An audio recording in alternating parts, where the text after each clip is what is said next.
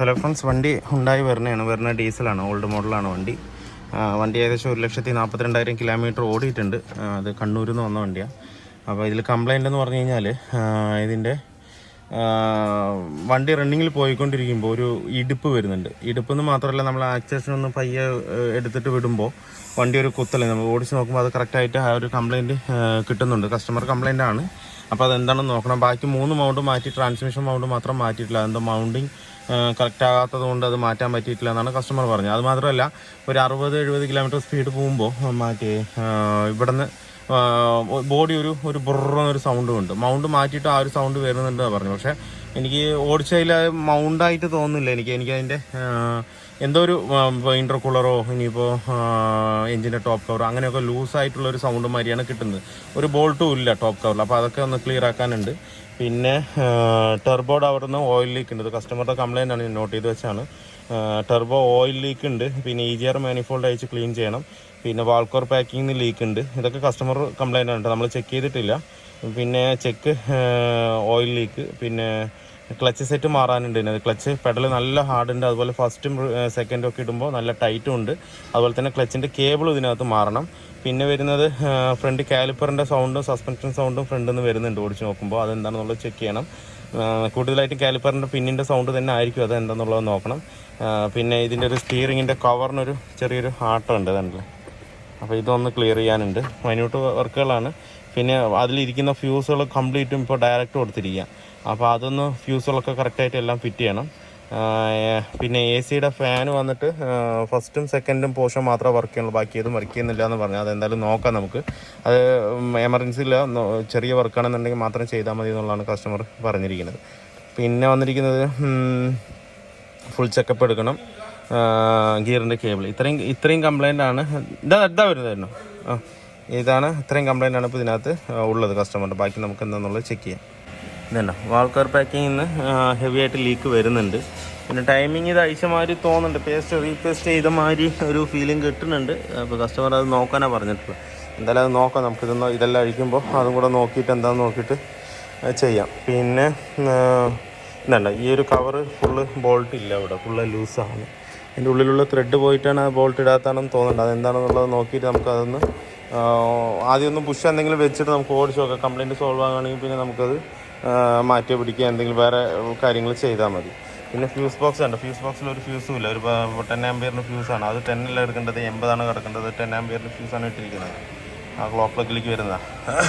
ബാക്കി എല്ലാം ഡയറക്റ്റ് കൊടുത്തിരിക്കുക. അങ്ങനെ ഡയറക്റ്റ് കൊടുക്കുമ്പോഴൊരു വിഷയം എന്താണെന്ന് വെച്ച് കഴിഞ്ഞാൽ, ആ പാർട്ടിന് എന്തെങ്കിലും ഒരു ഷോർട്ടോ കാര്യങ്ങൾ വരികയാണെങ്കിൽ ആദ്യം പോകുന്ന ECMO കാര്യങ്ങൾ എന്തെങ്കിലും അടിച്ചു പോകാൻ സാധ്യത കൂടുതലാണ്. അതുപോലെ ബാറ്ററിക്കും കംപ്ലയിൻറ്റ് വരാൻ ചാൻസ് കൂടുതലാണ്. അപ്പോൾ ഫ്യൂസ് വെച്ച് കഴിഞ്ഞാൽ പെട്ടെന്ന് പോകുന്നു. ഫ്യൂസ് കട്ട് ഓഫ് ആയി കഴിഞ്ഞാൽ പിന്നെ ആ ഭാഗത്തേക്ക് സർക്യൂട്ടില്ല. അപ്പോൾ അതൊന്ന് ക്ലിയർ ചെയ്യണം. കറക്റ്റ് ഫ്യൂസ് ഏതൊക്കെയാണെന്ന് വെച്ച് കഴിഞ്ഞാൽ കൊടുക്കും, അത് ക്ലിയർ ചെയ്യണം. ഇൻ്റർകൂളറിൻ്റെ അവിടെയൊക്കെ ലീക്കാണ്, വേണ്ടില്ല ഓയിൽ ലീക്ക് വരുന്നുണ്ട്. നമുക്ക് പിന്നെ ടെർബോ അഴിക്കാനുണ്ട്. ടെർബോൻ്റെ കിറ്റ് മാറാനുണ്ട്. ചെക്ക് ടെർബോ ഓയിൽ ലീക്ക്, ടെർബോൻ്റെ അവിടെ നല്ലോണം ഓയിൽ ലീക്ക് ആകുന്നുണ്ട്. അപ്പോൾ അത് നമുക്ക് നോക്കാനുണ്ട്. എന്തായാലും നമുക്കിപ്പോൾ നമ്മുടെ ഭാഗത്തുള്ള ഇത് കസ്റ്റമർ കംപ്ലയിൻ്റ് ആണ് മൊത്തം. ഇനിയിപ്പോൾ ഫുള്ള് നമുക്ക് ചെക്ക് ചെയ്തതിന് ശേഷം എങ്ങനെയുണ്ട് എന്താണെന്നുള്ളത് നോക്കാം. നമ്മൾ മാനിഫോൾഡ് കംപ്ലീറ്റും അഴിച്ചെടുത്തിട്ടുണ്ട്. ഇതിനകത്ത് അതിൽ കംപ്ലീറ്റും കാർബൺ നല്ലോണം തന്നെ ഇതിനകത്ത് ഉണ്ട്.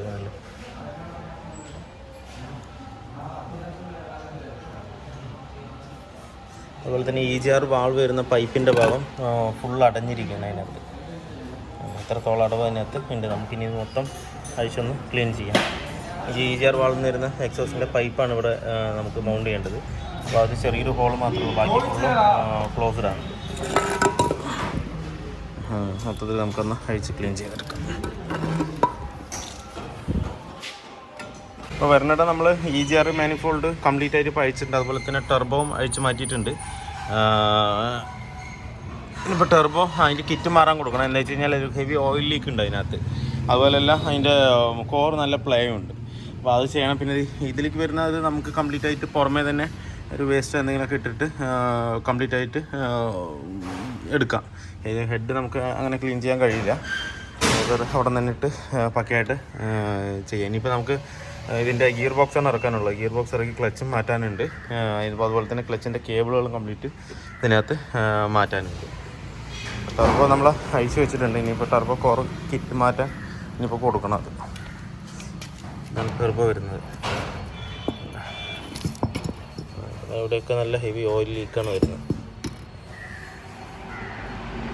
അത്യാവശ്യം പ്ലേ ഉണ്ട് അതിനകത്ത്. എന്തായാലും നമുക്ക് അതുകൂടെ ചെയ്യാം. വെർണയുടെ ഏകദേശം വർക്ക് ഫിനിഷ് ആയിട്ടുണ്ട്. നമ്മൾ ഈ EGR, മാനിഫോൾഡ്, ഇൻ്റർകൂളർ എല്ലാം ക്ലീൻ ചെയ്ത് കയറ്റിയിട്ടുണ്ട്.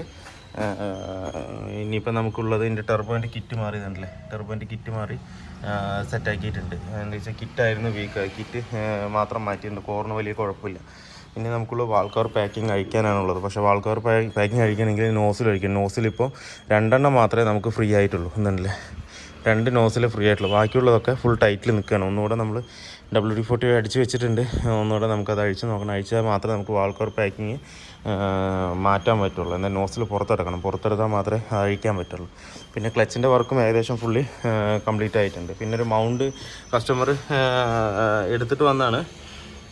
പക്ഷേ അത് സെറ്റ് ചെയ്യാൻ പറ്റുന്നില്ല എന്ന് പറഞ്ഞിട്ട് റിട്ടേൺ അയക്കാൻ നിന്നു. റിട്ടേൺ അയക്കാനും പറ്റുന്നില്ല. അത് അങ്ങനെ കൊണ്ടുവന്ന് നമ്മുടെ കയ്യിൽ തന്നാണ്. പക്ഷേ നമ്മളത് സെറ്റ് ചെയ്തിട്ടുണ്ട്. എന്താണെന്ന് വെച്ച് കഴിഞ്ഞാൽ ഈ ഭാഗത്ത് കുറച്ച് ഗ്യാപ്പ് കൂടുതലാണ്. അപ്പോൾ നമ്മൾ അതിൻ്റെ ബാക്കിൽ 2 പ്ലേറ്റ് വാഷർ വെച്ചതിന് ശേഷം ടൈറ്റ് ചെയ്തിട്ടുണ്ട്. ഇല്ലാത്ത പക്ഷം ടൈറ്റ് ചെയ്യുമ്പോൾ ഇത് അങ്ങോട്ട് മടങ്ങുമ്പോൾ ഇതിങ്ങനെ തൂങ്ങുമ്പോൾ കൂടുതൽ വൈബ്രേഷനും കാര്യങ്ങളും ഇതിനകത്തുണ്ട്. അപ്പോൾ ബാക്കിൽ 2 പ്ലേറ്റ് വാഷർ വെച്ചിട്ട് സെറ്റ് ചെയ്തിട്ടുണ്ട്.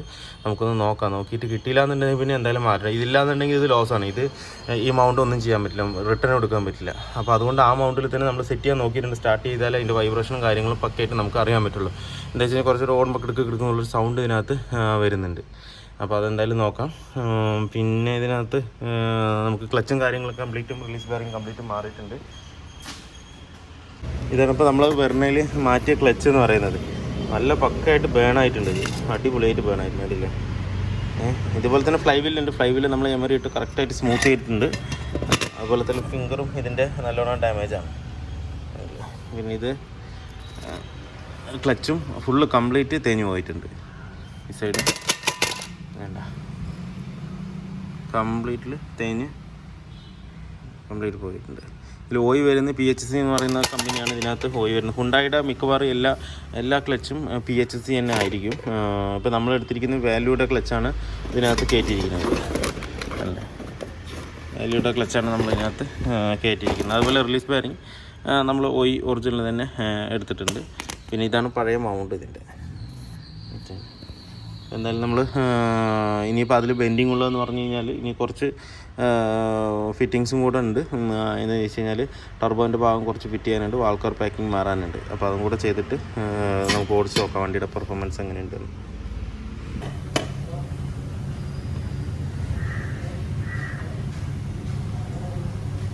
നമുക്ക് ഇതിൻ്റെ വാൾ കവർ പാക്കിംഗ് ആണ് മാറുന്നത്. വാൾ കവർ പാക്കിങ് ഓയിൽ തന്നെയാണ് എടുത്തിരിക്കുന്നത്. ഏകദേശം 1651 രൂപ റേഞ്ച് വരുന്നുണ്ട്. ലോക്കൽ ഇതിന് കിട്ടാനുണ്ട്. പക്ഷേങ്കിൽ അത് ഭയങ്കര ഹാർഡായിരിക്കും. ഇട്ട് കഴിഞ്ഞാൽ വീണ്ടും ലീക്ക് അതിനകത്ത് വരാൻ ചാൻസ് കൂടുതലാണ്. അപ്പോൾ നമ്മൾ ഒറിജിനൽ പാക്കിങ് തന്നെ ഇതിനകത്ത് കയറ്റുന്നുണ്ട്. പിന്നെ ഇതിനകത്ത് വേറെ കംപ്ലയിൻ്റ് ഉണ്ടായാലും നോസിൽ കംപ്ലീറ്റും ബ്ലോക്കായി നിൽക്കുമായിരുന്നു. ഉള്ളിൽ ഫുള്ള് കാർബണായിട്ട് ഉണ്ടല്ലേ. നമുക്കത് ക്ലീൻ ചെയ്യണം. നോസിൻ്റെ ഭാഗം മൊത്തം നല്ലോണം ക്ലീൻ ചെയ്തിട്ട് വേണം കയറ്റാനായിട്ട്. അപ്പോൾ നോസിൽ നമ്മൾ അതിൻ്റെ ടോപ്പ് സെൻസർ അയച്ചിട്ട് വേണം പുള്ള് ചെയ്തിട്ട് എടുത്തത്. പുള്ളർ വെച്ചിട്ടാണ് എടുത്തത്. ഇനിയിപ്പോൾ അത് സർവീസ് ചെയ്തിട്ട് നമുക്ക് കയറ്റാൻ പറ്റുള്ളൂ. അപ്പോൾ നോസിൽ സർവീസിന് പോയിരിക്കുകയാണ്. വാൾ കവർ പാക്കിങ് അപ്പോഴത്തേക്ക് നമുക്ക് കയറ്റി റെഡിയാക്കി വയ്ക്കാം. ഇതിലിപ്പോൾ നമുക്ക് ഇടാനായിട്ട് ഈ 2 ജോയിൻറ്റിലും കറക്റ്റായിട്ട് പേസ്റ്റ് ഇടണം. അതുപോലെ ഈ ഇവിടെ വരുന്ന 2 ഗ്രൂവിലും കറക്റ്റായിട്ട് പേസ്റ്റ് ഇടണം. ഇല്ലെന്നുണ്ടെങ്കിൽ ലീക്ക് വീണ്ടും വരാൻ ചാൻസ് കൂടുതലാണ്. പാക്കിങ് മാത്രം ഇട്ടിട്ട് അങ്ങനെ പാക്കിങ് മാത്രം കയറ്റാൻ പറ്റില്ല. പാക്കിങ്ങിൽ പിന്നെ പേസ്റ്റോ കാര്യങ്ങളോ ഒന്നും തന്നെ ആഡ് ചെയ്യണ്ട. കറക്റ്റായിട്ട് ഫിക്സ് ചെയ്യാം നമുക്ക്. എന്ന് വെച്ചാൽ ഒറിജിനൽ പാക്കിങ് ആയതുകൊണ്ട് കുഴപ്പമുണ്ടാവില്ല. ഇപ്പോൾ നമ്മൾ വെർണയുടെ വർക്ക് ഏകദേശം കംപ്ലീറ്റ് ആയിട്ടുണ്ട്. ഇതിൽ കംപ്ലയിൻ്റ് ഉണ്ടായിരുന്ന ക്ലച്ചിൻ്റെ വർക്ക് ഉണ്ടായിരുന്നു. അതുപോലെ തന്നെ ബോഡി ചെറിയൊരു നമ്മൾ വണ്ടി എടുത്തിട്ട് പോകുമ്പോൾ ആക്സിലേറ്റർ കൊടുത്ത് വിടുമ്പോൾ ഒരു ഇടുപ്പ് വരുന്ന സൗണ്ട് പറയുന്നുണ്ടായിരുന്നു. എല്ലാ മൗണ്ടും കസ്റ്റമർ പുറമേ നിന്ന് മാറ്റിയതാണ്. റൈറ്റ് സൈഡും അതുപോലെ ഫ്രണ്ടും ബാക്കിലും എല്ലാ മൗണ്ടും മാറ്റിയതാണ്. ഗിയർ ബോക്സിലെ മൗണ്ട് മാത്രം അവർ മാറ്റിയിട്ടില്ല. കാരണം എന്താ വെച്ചാൽ അത് മേടിച്ചതിന് ചെറിയൊരു ലെഗിൽ എന്തൊരു വ്യത്യാസം കാരണം അത് മാറ്റാൻ പറ്റിയിട്ടില്ല. അപ്പോൾ നമ്മളത് ഓൾട്ടർ ചെയ്ത് ഇപ്പോൾ കയറ്റിയിട്ടുണ്ട്. ബോഡി വൈബ്രേഷൻ പൂർണ്ണം 100% ആയിട്ടില്ല എന്നുണ്ടെങ്കിലും പകുതി നേരത്തെക്കാളും എത്രയോ ബെറ്ററാണ് ഇപ്പം. അതുപോലെ തന്നെ ക്ലച്ച് ഭയങ്കര ഹാർഡായിരുന്നു, സ്ലിപ്പുമായിരുന്നു. അത് കംപ്ലീറ്റ് ആയിട്ട് ചെയ്തപ്പോൾ ക്ലച്ചിൻ്റെ ഭാഗം പക്ക സ്മൂത്ത് ആയിട്ടുണ്ട്. എന്താ വെച്ച് കഴിഞ്ഞാൽ നമുക്ക് കാലുകൊണ്ട് ചവിട്ടുമ്പോൾ തന്നെ നമുക്ക് പക്കയായിട്ട് അറിയാൻ പറ്റും. സ്മൂത്ത് എന്ന് പറഞ്ഞാൽ അത്രയും സ്മൂത്ത് ആയിട്ടുണ്ട്. ക്ലച്ചിൻ്റെ ഭാഗം പക്കയായിട്ടുണ്ട്.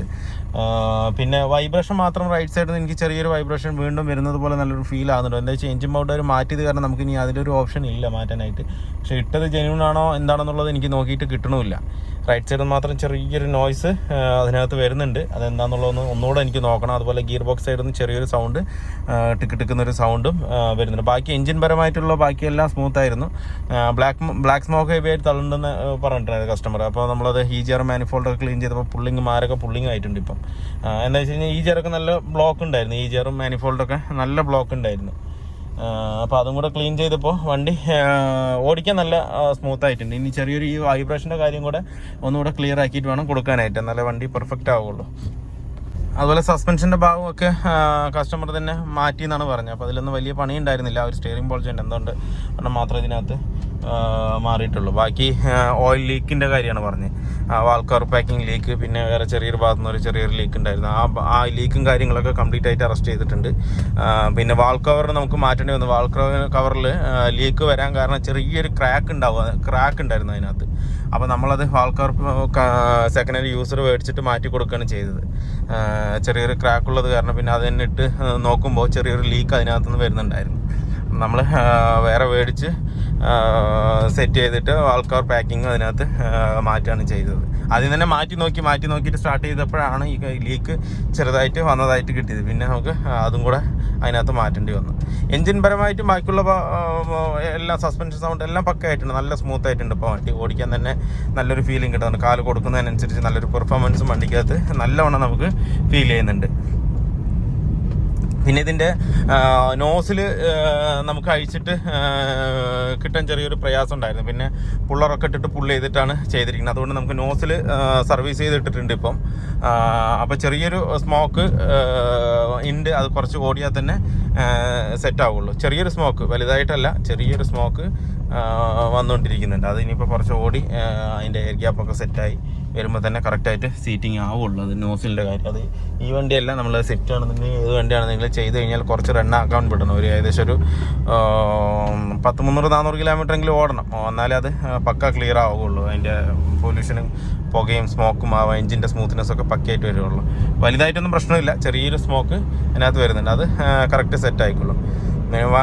പുള്ളിങ് പക്കയായിട്ടുണ്ട്. ക്ലച്ചിൻ്റെ ഭാഗം പക്കയാണ്, വേറെ ഒന്നും നോക്കാനില്ല.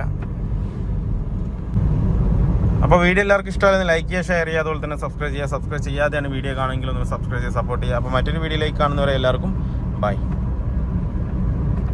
ഈ സ്പീഡിൽ പോകുമ്പോൾ ആക്സിലേഷൻ ഒന്ന് വിട്ടിട്ട് കൊടുക്കുമ്പോൾ ഇവിടെ നിന്ന് ഒരു കിടുകിട് സൗണ്ട് വരുന്നുണ്ട്. എന്തോ ടച്ച് ആവുകയാണ്, അത് എന്താണെന്നുള്ളതൊന്ന് അഴിച്ചിട്ട് നമുക്ക് നോക്കാം. ഒരു കിടുകിടുന്ന സൗണ്ട് ഉണ്ട്. ബാക്കി വലിയ കുഴപ്പമില്ല.